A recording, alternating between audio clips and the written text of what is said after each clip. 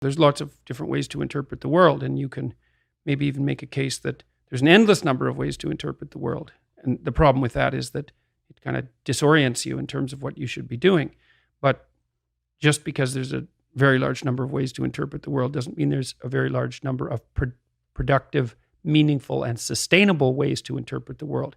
And one of the things you do have to do is figure out how you can conduct yourself today so that you don't upset the apple cart in a week or a month or a year, right? Because you're playing an iterating game. One of the things I often tell my clients, and this is a really useful thing to know too, there's a lot of emphasis in the New Testament, especially in the Sermon on the Mount, on paying attention to the day. It's something you also see a bit in Buddhism, to sort of focus on the moment. It's my book, Own the Day, Own Your Life. Right, exactly. Focus on the day. Yeah, so the thing that's so interesting about the day is like a page in a book. Of course, there's many pages in a book, but the page repeats. And so one of the things I often had my clients do, I'll tell you a little story. I had one client who was spending about 45 minutes a night fighting with his young son about when to go to bed.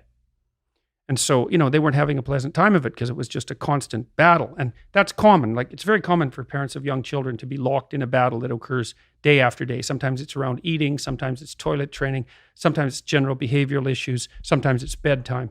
So we did some arithmetic. It's like, okay, 40 minutes a day. So that's 280 minutes a week. So that's, let's say, 5 hours. It's 20 hours a month, or it's 240 hours in a year. That's 6 work weeks. That's a month and a half. You're spending a month and a half of work weeks doing nothing but fighting with your son. What makes you think you're going to like him? Right? Well, and you think, well, it's only 40 minutes a day. It's like, don't fool yourself. Yeah. Anything that's every day is a significant percentage of your life.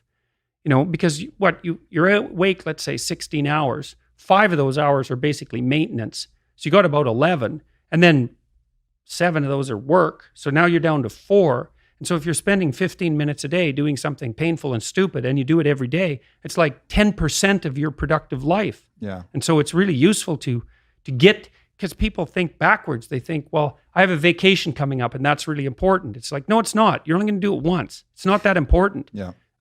How you treat each other at lunchtime, if you eat together every day, that's your life. Yeah. Fix that. Yeah. Get it so that the food's good. Get it so that you're happy with the people that are sitting there.